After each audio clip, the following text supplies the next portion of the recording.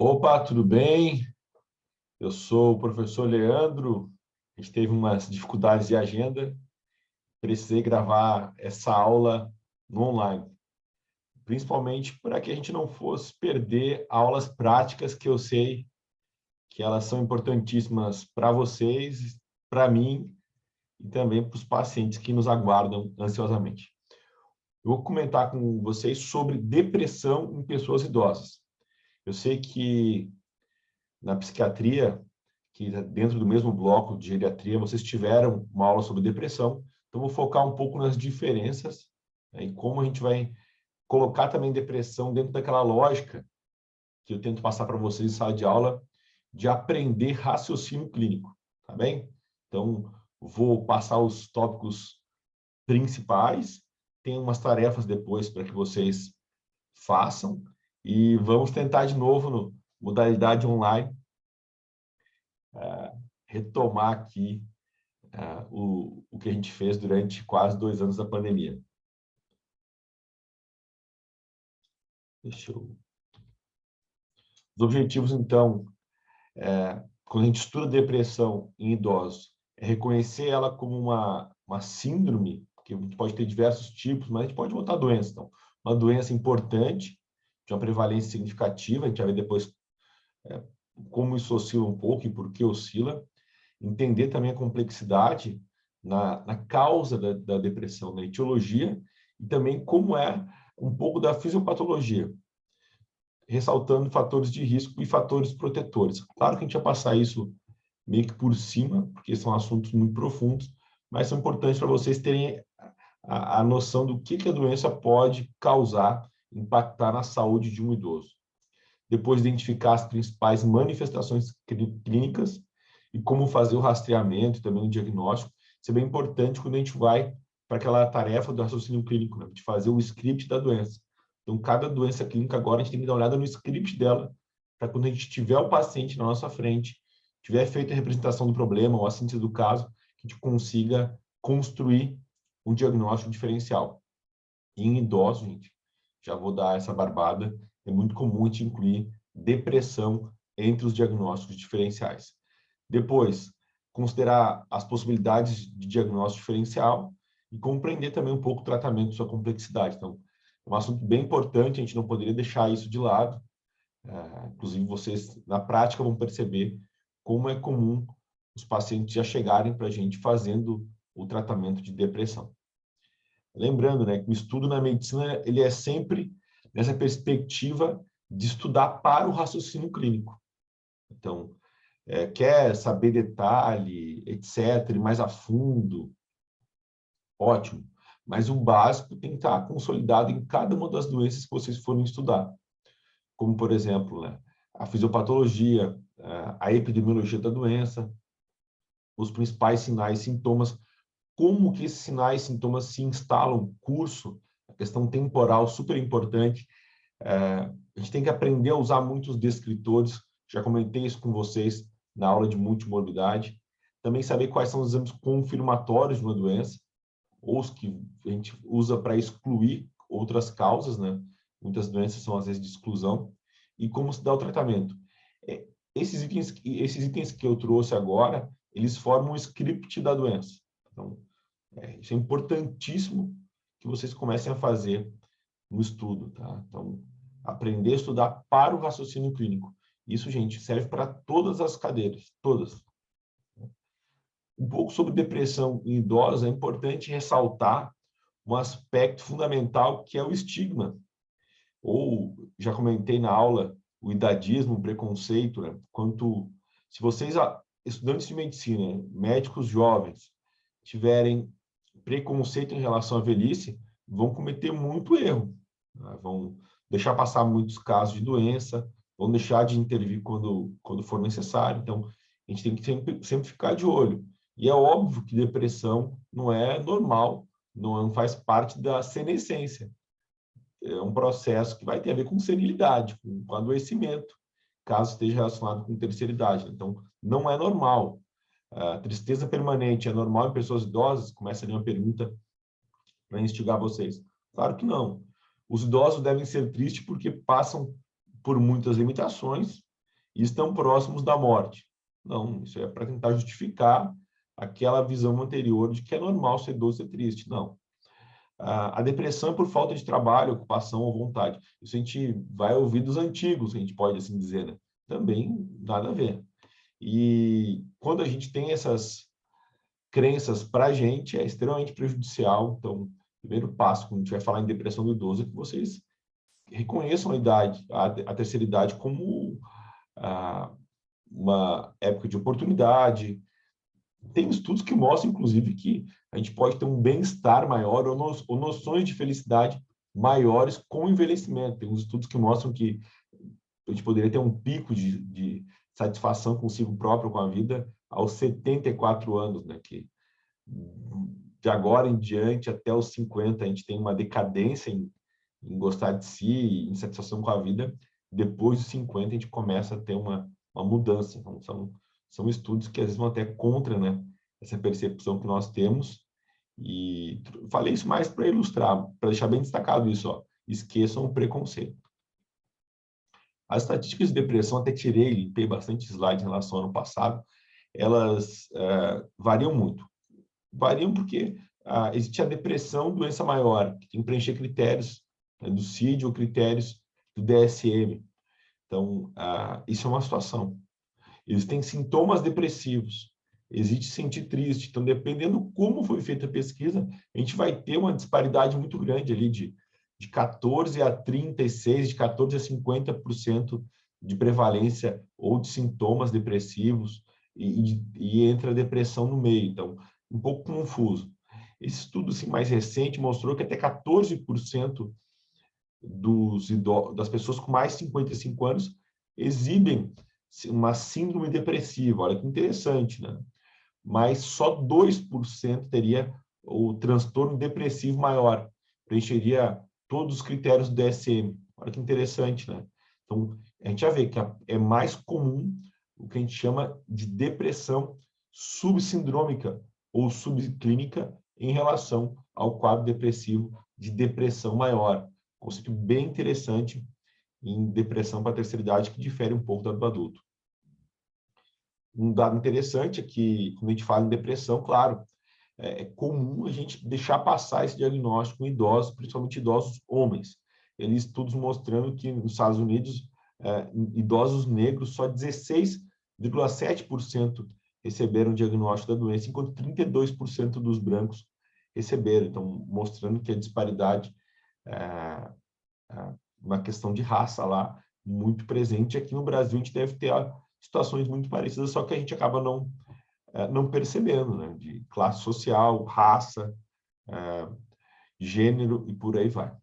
Um estudo feito em Pelotas, em 2004, mostrou que 28,5% das idosas tiveram a depressão investigada, sintomas depressivos investigados, e nos homens menos de 15% teve. Então, olha só como tem uma apresentação diferente e uma predisposição do médico em querer investigar a depressão do idoso, que é muito baixo. Era muito baixo, né? Agora, com vocês, a gente vai fazer isso melhorar, com certeza. E, bom, professor, eu já falei para o senhor que eu não gosto de idoso, não gosto de atender idoso, não é minha praia, né? Essa cadeira está no cronograma aí, tem que cumprir, né? Quero ser ortopedista, não, eu quero ser cardiologista, quero ser oncologista, e tem esse papo todo de idoso, ainda mais depressão.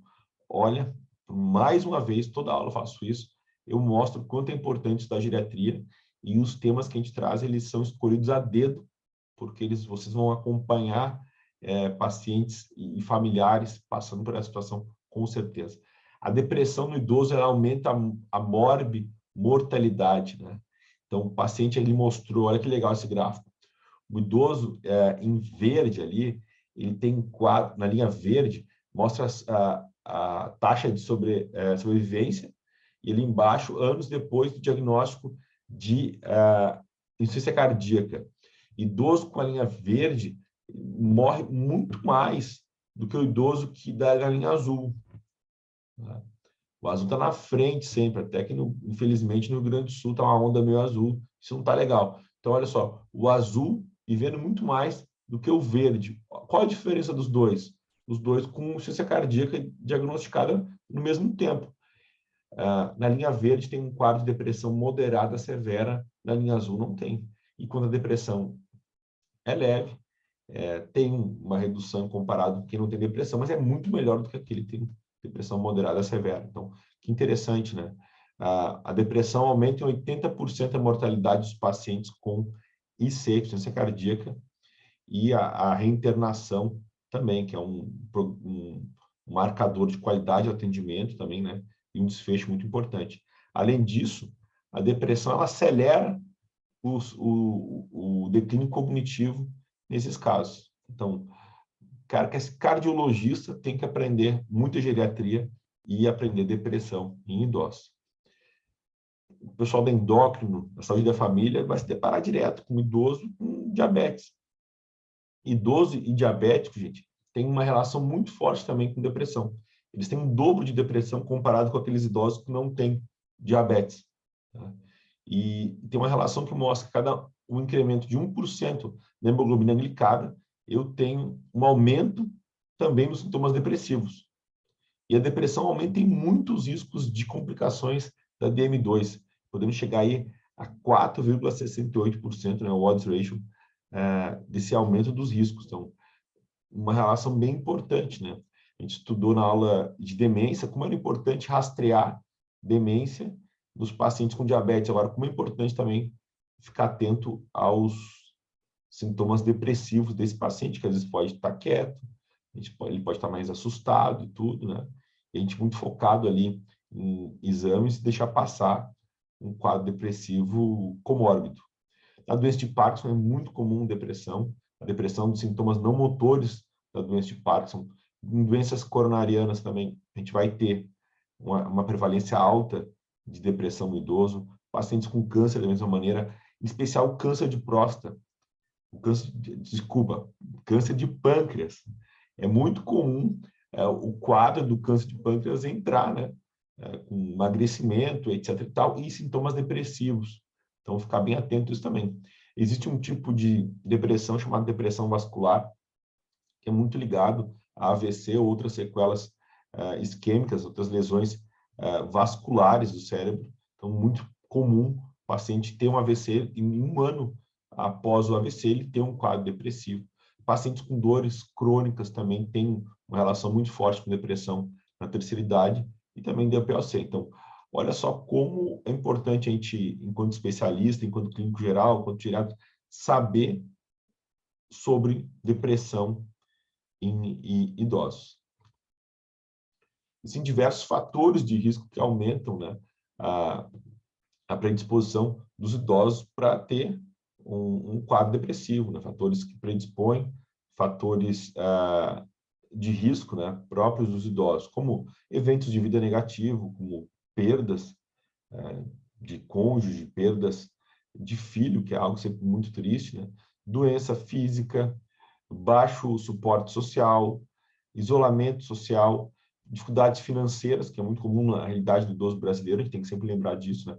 Vocês vão perceber agora, quando forem entender na prática os pacientes do SUS. O uso indevido de medicações pode também aumentar o risco da depressão. O baixo nível de escolaridade é um baita fator de risco, né, para a depressão na terceira idade. Um conceito que eu uso, inclusive tem um livro escrito sobre isso, é o da aposentadoria fracassada. Ou seja, a pessoa se aposenta e não planeja muito bem esse processo, acaba se expondo ao risco de ter depressão no futuro. Então, são diversos fatores de risco para depressão nos idosos, a gente não pode ignorar eles, né? Sempre, inclusive em palestras, quando eu faço motivacionais para idosos, deixo bem claro, né, que é uma época de dificuldades na vida, mas a adolescência também é a idade adulta, a gente tem que tentar superar isso dentro da realidade.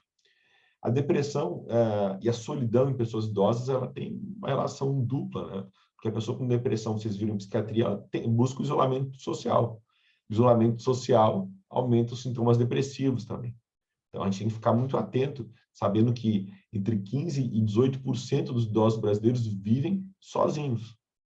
Né? Muitos divorciados, viúvos, poucos filhos, distantes dos filhos, deslocados, às vezes, em cidades. Então, esse é um ponto importante também de a gente abordar enquanto médico, né? Não ficar apenas a questão de fechar o diagnóstico, ou entrar com medicamento, ou pedir um exame. Tentar olhar a pessoa como um todo, isso faz, com certeza, uma baita diferença. Mas o que seria, então, a depressão? Seria ficar um pouco triste? Não. Seria tristeza? Por exemplo, eu fui no Grenal, aquele de 3-0. Então, aquilo era depressão, apesar de uma situação depressiva, ter ficado triste 20 minutos depois do jogo ali não é depressão, tristeza faz parte da vida. Né? Vocês, por exemplo, vão ir mal na prova de geriatria, vão ficar muito chateado comigo, etc. e tal, vão ficar triste com vocês mesmos, né? E isso não é depressão. Depressão, a gente tem a definição, que vocês viram também com os professores de psiquiatria, é um transtorno do humor, ele tem um aspecto duradouro, que a gente já viu no DSM pelo menos 2 semanas, e que tem como característica, né, o humor depressivo, uma tristeza, e a perda, né, de prazer e a perda de iniciativa em tarefas do dia a dia. Então, é uma doença.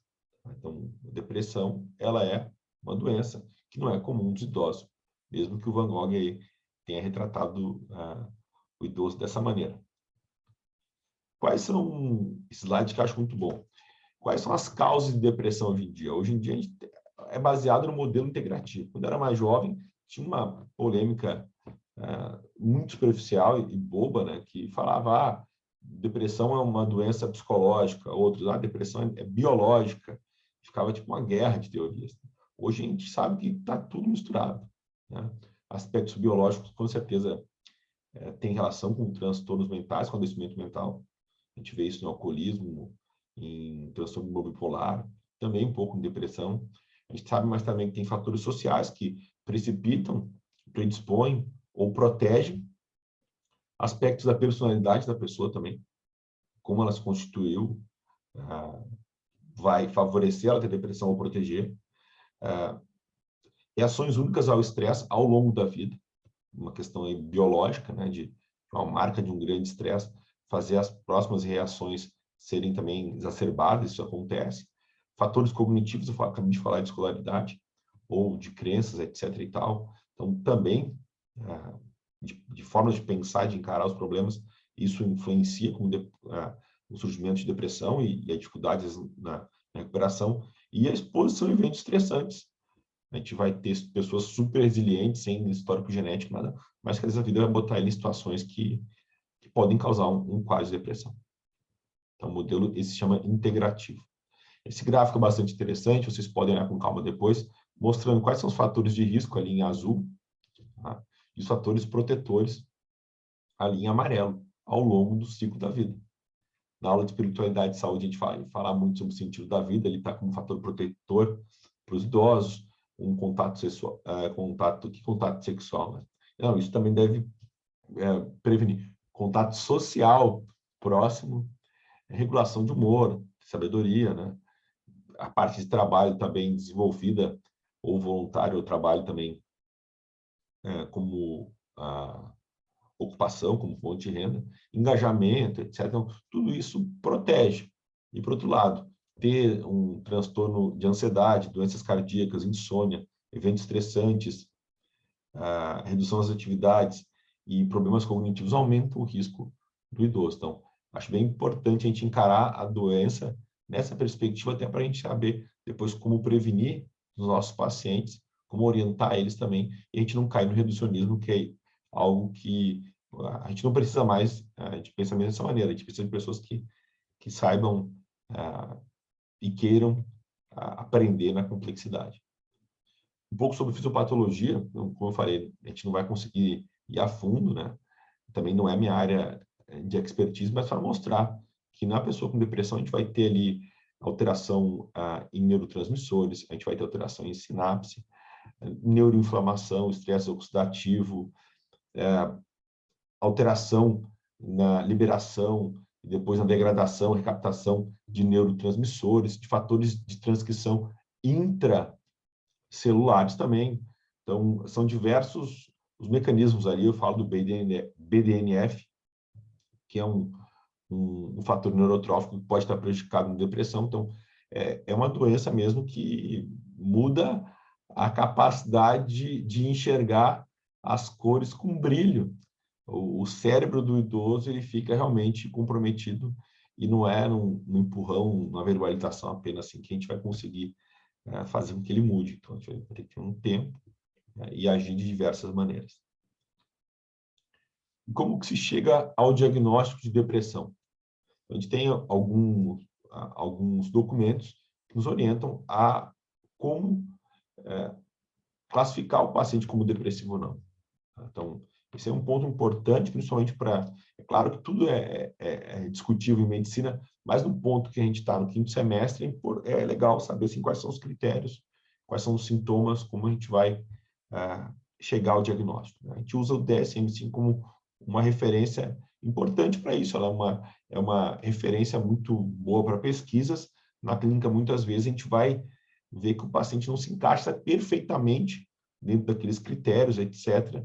Às vezes, os critérios de uma doença com a outra são muito parecidos, etc. A gente fica meio perdido, mas, por um momento agora, acho que vale a pena a gente entender como funciona, até para perceber quais são os sinais e sintomas da depressão. Acho que esse é um foco bem importante de usar esse critério no ensino de medicina. Ele classifica, são 9 critérios, dos quais 5 devem estar presentes. Vocês viram, em psiquiatria, pelo menos 2 semanas os sintomas devem estar presentes, na maior parte dos dias, e representam alteração em relação ao funcionamento anterior. Eu falei que vai cair na prova funcionalidade, né, porque está em tudo que é lugar. Então, funcionalidade está aí. O paciente teve um prejuízo na funcionalidade dele. E isso causado por humor deprimido, tristeza, e perda de interesse, o prazer nas atividades que antes fazia de maneira adequada. Então, pelo menos um dos dois tem que estar preenchidos. Depois tem os outros critérios, como a gente viu, né? Perda ou ganho de peso, insônia ou hipersonia, agitação ou retardo psicomotor, fadiga ou perda de energia, sentimentos de inutilidade ou culpa excessiva, capacidade diminuída para pensar ou se concentrar. Lembra que eu falei da pseudodemência na aula que a gente abordou os transtornos cognitivos?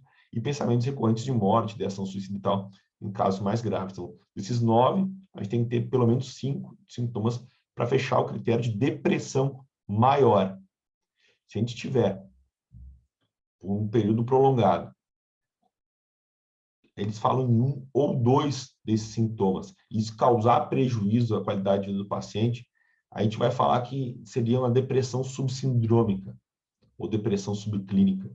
Esse é um ponto, né, que a gente pode deixar guardado para tentar entender até mesmo essa percepção de que a prevalência de depressão ou síndrome depressiva é maior nos idosos que em outras populações, mas quando na verdade a gente vai olhar a depressão maior, a que preenche todos os critérios, ela não fica tão diferente da população adulta, por exemplo. Esse gráfico é interessante para a gente refletir sobre aí a gente tem os sintomas de depressão, de acordo com o DSM, e mostrando, né, qual é o grau de prejuízo na funcionalidade que cada um deles apresenta. Ou seja, quando se chega ali a um retardo psicomotor ou agitação, o paciente está totalmente sem capacidade funcional nenhuma. Tá? Ele está muito mal. Enquanto ficar com um humor depressivo, ele pode estar tocando a vida dele quase com uma maneira imperceptível, né? Então, vamos chegar nesse ponto aqui embaixo, vai ficar fácil para eles fazerem o diagnóstico. Mas, às vezes, no começo do quadro, um quadro não tão perceptível, a gente pode, às vezes, deixar o diagnóstico passar. Outros sintomas também podem aparecer que não estão descritos no DSM, como desesperança, ou pessimismo, muita irritação, ansiedade, mistura muito ansiedade com depressão em alguns perfis de idosos, sintomas físicos sem explicação, isso eu vou destacar depois para vocês também, como algo muito importante, né? Então, o fato, e quando a gente vai, tem um paciente com depressão na nossa frente, e ele preencheu os critérios, a gente não para a avaliação por aí, isso é também muito importante, né? Eu sei que todo mundo quer fazer diagnóstico agora, mas no caso da depressão, não. Depois que eu preencher os critérios, o paciente tem depressão, eu tenho que seguir com alguns itens ainda, como, por exemplo, avaliar risco de suicídio, investigar a história prévia de mania, hipomania, e a possibilidade desse paciente ele ter esse quadro agora depressivo fazer parte de um transtorno ao longo da vida, né, de bipolaridade. Então, esse é um ponto interessante também que a gente deve ficar de olho. E também pensar se esse quadro depressivo, esses sintomas, né, eles não são decorrentes de uma outra doença associada, um tumor, por exemplo, né, ou efeito colateral de medicamento, que aí vocês têm aquela estratégia mágica da nossa chamada linha do tempo. Tá? Então, esse é um ponto importante. No luto, teve uma diferença do DSM-4 para o DSM-5 agora. No DSM-4, se esperava 60 dias se o paciente não conseguisse melhorar psiquicamente, né? Ele era diagnosticado com depressão. Agora, isso caiu para as mesmas 2 semanas de quem não tem, não está passando por um luto. Isso é polêmico, né? Mas são as regras que estão estabelecidas para fechamento de diagnóstico. E como é que a depressão nos idosos ela se manifesta? Com algumas diferenças em relação ao adulto. A gente pode dividir os sintomas de humor, sintomas neurovegetativos, psicóticos e cognitivos. A gente vai ter no idoso, né, que a gente tem todos os sintomas divididos nessa tabela para vocês, a gente vai ter uma diferença. Tanto que a depressão no idoso pode lembrar um pouco o camaleão, aquele bicho que muda de cor. Né? Por quê? O idoso ele pode chegar com um quadro de dores, né? O paciente está com dor, e a gente o paciente está com dor e a gente acaba não fazendo um diagnóstico. Dor crônica, né? O paciente dor no ombro, depois vai para o outro ombro, até brinco, né? Que às vezes o paciente pode estar dançando a Macarena, né? Ele vai, bota uma mão no ombro, bota a mão no outro, bota a mão na cintura, bota a mão no joelho e vai indo assim que a gente não consegue entender. Então, quando a gente acha que é algo, às vezes, reumatológico, na verdade, é uma manifestação do quadro somático, né, de transtorno de humor. E uns estudos mais recentes mostraram que realmente isso, né, que a depressão no idoso, ela pode ter uma apresentação mais somática, né, enquanto no adulto ele vai ter, nas pessoas mais jovens, muita culpa e perda de libido. No idoso, a gente vai ter mais essa queixa de dores pelo corpo. Então, essas apresentações atípicas da depressão do idoso, como eu comentei, que seria uma dos focos da nossa conversa, elas podem também ser problemas cognitivos, as síndromes dolorosas, ansiedade ou muita irritação. Aí tem o abuso de álcool, né? E somatizações de diversas maneiras. Né? O quadro psicótico é numa apresentação atípica e mais grave. Na clínica, a gente vai ter uma dificuldade muito grande, né?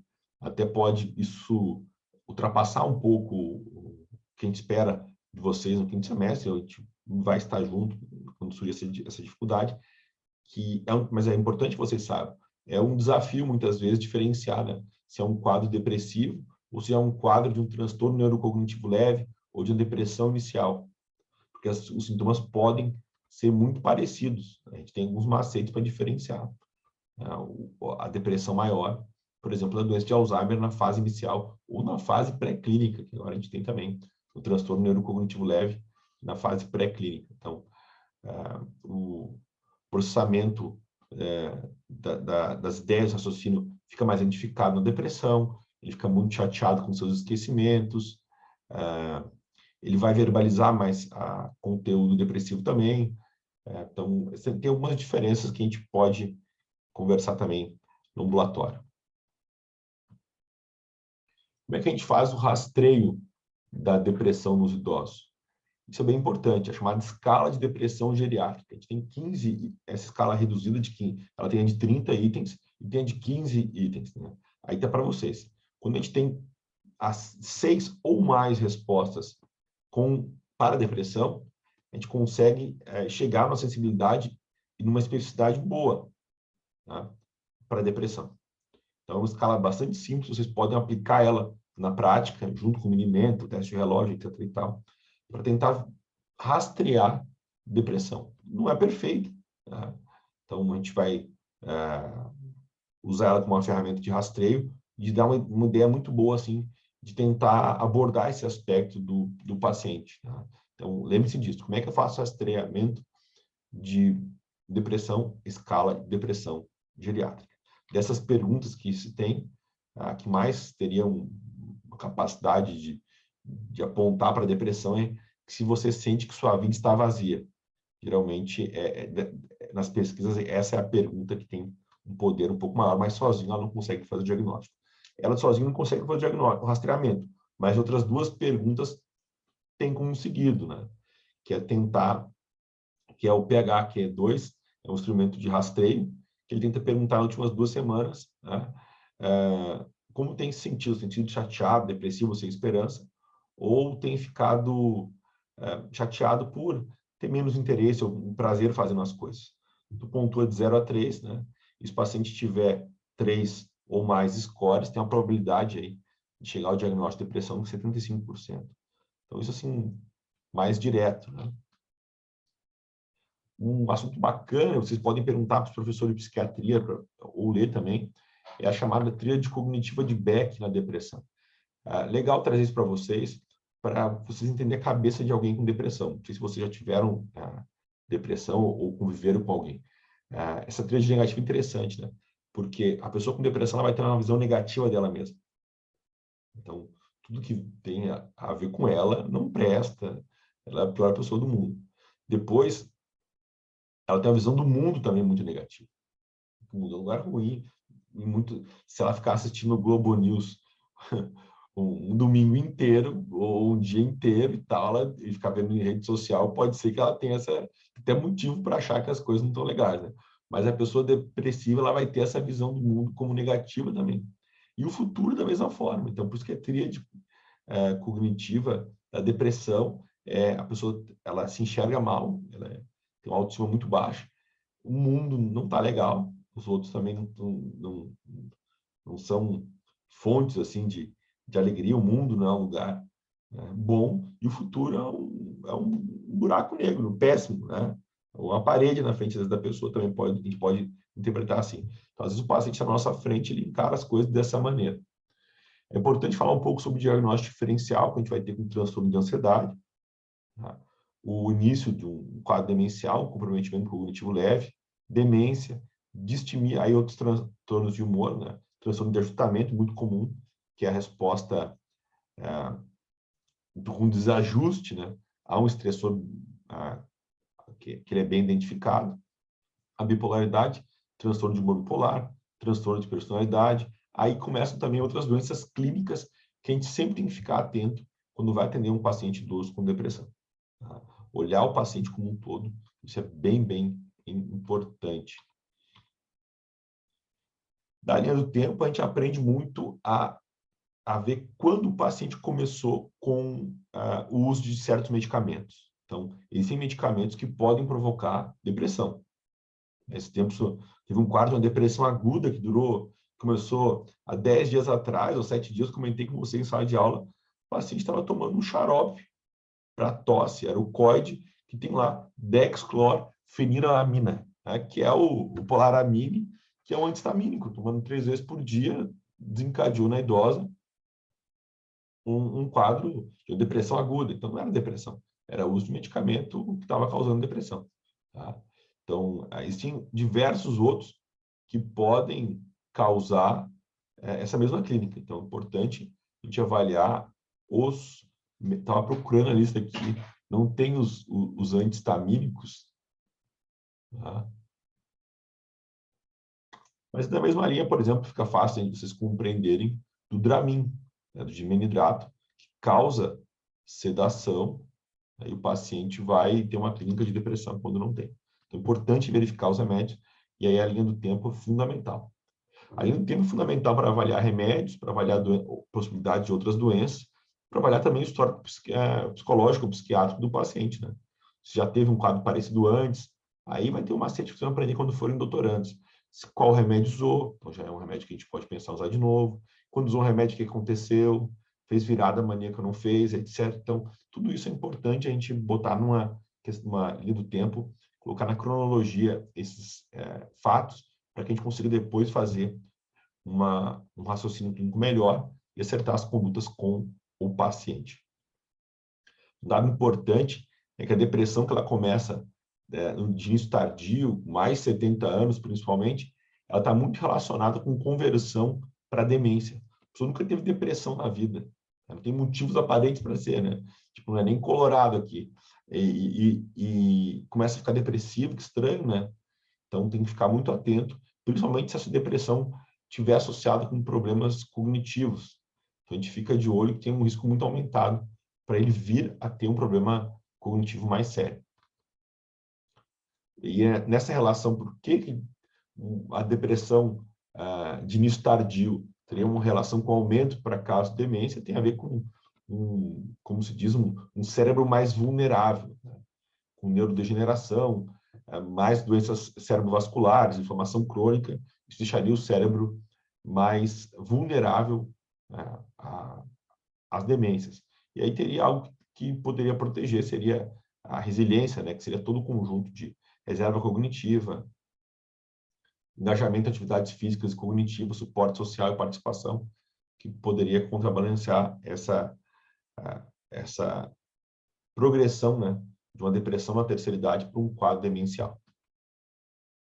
O transtorno de ansiedade e depressão, muitas vezes comórbidos, isso pode dificultar um pouco a gente ser muito preciso no diagnóstico, né? Então, geralmente as pessoas têm o transtorno de ansiedade diagnosticado precocemente na vida, né? Então é raro que a gente vai diagnosticar ansiedade de início tardio. Então é importante a gente ficar atento para pensar em outros diagnósticos. E muitos dos sintomas eles se confundem, né?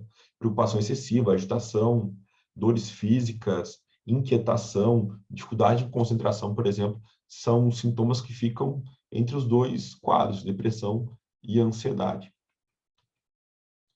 Esse é um ponto importante, né? Então, assim como na aula de demência a gente falou que tinha que olhar causas reversíveis que poderiam estar levando à demência, agora também a gente vai ter que fazer esse mesmo tipo de análise de um paciente idoso que chega para a gente, porque a gente pode estar ali num paciente com depressão, mas na verdade ele tem de causas encefálicas, doenças cerebrovasculares, neuroinflamatórias, neuroinfecciosas, neurodegenerativas, no caso das demências.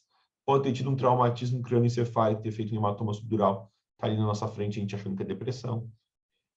Lembre-se disso, na aula de semiologia eu falei, não comam na mão dos outros. Vai chegar uma filha falando, meu pai está depressivo, aí coloca lá, paciente com depressão. Não, aí vai errar. Tu escuta bem, tu acolhe, mas tu vai ter que destrinchar esse diagnóstico. Tá? Então, lembra daquela questão da angina que eu falei? Ah, estava com angina, com ansiedade. Como é que é a ansiedade? Ah, quando faz exercício, bota a mão no peito, fica cansado. Não era ansiedade, era o quê? Era angina. Então, não comam na mão dos outros. Então, vocês têm que fazer o diagnóstico. Anotem ali com o familiar disso, levem em consideração sempre, né? Mas vocês têm que ser bem cuidadosos. Causas neoplásicas, paraneoplásicas, pós-operatório, é um caso muito específico, né? DPOC exacerbado, está cansado, desanimado, né? O paciente não quer fazer mais nada, deve estar triste, depressão, né? A pessoa pensa, pô, mas imagina tu tá com DPOC sem tratamento, saturando baixo, cansado para tudo, né? É ruim, é muito ruim. Causas metabólicas como hiper ou hipotireoidismo, o idoso hiper também pode dar um quadro que se apresenta como uma síndrome depressiva, a síndrome de Cushing, anemia, leucemias, mieloma, encefalopatia hepática, no caso dos pacientes com cirrose, e por aí vai. Né? Nefropatia descompensada, ciência cardíaca descompensada. Né? Então, a gente deve sempre desconfiar de doenças orgânicas como causa de depressão. Tá? Sempre. Em idosos, fazer isso sempre. E por isso que a gente tem que atender sem pressa, senão a gente não consegue parar para pensar nessas possibilidades. E claro que a gente está numa fase de aprender, a gente quer fazer o diagnóstico, né? Cuidar muito com os viés cognitivos. Eu comentei na aula com vocês, né? Que são construções que a gente tem cognitivas, todo mundo tem, todos os médicos têm, e elas às vezes fazem a gente errar. Por exemplo, o viés cognitivo, né, de fechamento prematuro ou viés confirmatório, eu quero ver depressão naquele paciente. Então, tudo que ele me falar, eu tento encaixar como para depressão. E eu ignoro outras coisas, porque eu estou com esse viés de fechar para depressão, de confirmar. Ou aí eu vou errar, porque eu não vou olhar as causas, por exemplo, orgânicas, assim, outras causas que não sejam, né, a depressão maior. Ou o paciente com viés de disponibilidade. Só atende 12 com depressão, chega mais um, é depressão de novo. Não, lembrem-se, né? Às vezes, quando a gente é muito martelo, tudo que chega para a gente é prego. Não, tem que parar e ver caso a caso o que pode estar acontecendo. Fazer o raciocínio, ver os elementos. Na revisão do sistema tem uma atenção especial, tá? E se isso somar com o idadismo e estigma, fechou, né? Então, aí a gente erra, tá? E a gente quer que vocês aprendam a fazer tudo direitinho. Nesse outro material, a gente tem mais ainda causas de depressão secundária em idosos. Então, é muita coisa, né? Então, é importante a gente ficar de olho, considerar, fazer uma boa revisão dos sistemas, tá? Para a gente tentar também não deixar passar essas causas. É claro que se tu tem uma boa capacidade de ouvir o paciente, tu vai acabar percebendo, né? O paciente tem motivos para estar depressivo, já teve antes e tal. Mas quando vem algo assim com muito cansaço, o paciente está perdendo peso, está com um quadro depressivo, mas não está verbalizando tantas coisas depressivas, tanta culpa, etc., não tem conflito, a gente começa a pensar o que está acontecendo, né? Então, esse é um detalhe importante. Esse material também muito bacana, esse slide, botei até ontem ele na aula para vocês, mostrando que doenças cardiopulmonares, eu posso ter sintoma depressivo, mas vou ter cansaço, fadiga, falta de ar, palpitação, também posso ter perda de peso, né? Aperto no peito e dor. Nas doenças dispépticas, eu vou ter dor no peito também, alteração de apetite, perda de peso, paladar distorcido, né? Na fragilidade, ali tinha, né? Fraqueza, alteração no sono, não sei o quê. Né? Tu vê o nosso paciente frágil, metade pode se incluir nesse diagnóstico, por isso que a gente tem que ter bastante critério e ficar de olho no paciente como um todo. Tem alguns macetes para a gente, quando for avaliar o paciente com depressão na terceira idade, é tentar sempre quando foi o início, se ele já teve histórico, se tem motivos, como está o ambiente, a vida dele, né? Para a gente tentar ficar atento para causas secundárias. Tá? Depois, quando se tem uma depressão secundária, tem algumas coisas que são comuns, como um quadro de falta de energia, apatia, letargia, ele não tem tanta disforia, tanta oscilação de humor, uma evolução mais rápida, piora muito na funcionalidade, tipo, não conseguir mais fazer o que fazia antes, é muito intenso isso, né? Não proporcional aos sintomas depressivos, e sem histórico de depressão prévio, muitas vezes, e pouca ou nenhuma resposta ao tratamento convencional. Esse é um ponto interessante. Tratando um paciente ali, em 2 semanas não teve resposta nenhuma, e tem esses outros quadros de falta de energia, emagrecendo, tudo bom, gente. Vamos tentar. É urgente que faça uma avaliação do paciente como um todo, para tentar ver outra causa. Isso é bem, bem importante. Muitas vezes em consulta, vocês vão aprender isso com o tempo, né? O familiar, ele não entende a tríade cognitiva de Beck, ele acha que o paciente vai pegar na pressão, né? Vai falar assim, ele não se ajuda, ele está assim por causa de um motivo, às vezes muito simplista e tal. Isso tu vê que a consulta fica bem chata, né? A gente tem que pedir para o familiar pegar leve, mas entender que existe essa distorção de pensamento do paciente depressivo e uma falta de conhecimento familiar, que também estaria angustiado querendo ver o seu parente melhorar. Outro macete clínico é isso, né? Quando o paciente chegar com sintomas de depressão ou de ansiedade, a gente falar para ele assim, eu falo bem isso mesmo, né? Seu João, faz de conta que eu não sei o que é tristeza ou ansiedade. Me conta o senhor como é que com as tuas próprias palavras. O que é que tu sente? Beleza. Aí tu vai entender melhor, pegar elementos muito importantes, né? Se ele chegar para ti e falar que tem depressão, bom, e aí? Não vai conseguir destrinchar às vezes também. E tentar também sempre identificar quais são os principais sintomas e sinais e também como está a funcionalidade do paciente naquele momento. Isso é macete clínico, né? Quando a gente vai tratar o paciente, por quê? A gente consegue ver o que melhorou ou não. Às vezes o familiar tem ideia, o próprio paciente, de que a cura vai ser mágica. A gente tem que tentar ver pontos para depois, daqui 15 dias, um mês, ver, ó, agora o senhor está um pouco melhor, tá? Voltou a fazer, por exemplo, cuidar do jardim, né? Naquela consulta inicial, o senhor não vinha e tal, não está 100% bem ainda, mas está num caminho de melhora. Isso é importante porque senão a gente acaba trocando o tratamento toda hora ou não verificando o progresso. Então, é importante limitar bem isso que está acontecendo com o paciente, quais são os sinais, qual a intensidade, como está a funcionalidade dele, e registrar isso para depois facilitar nosso acompanhamento.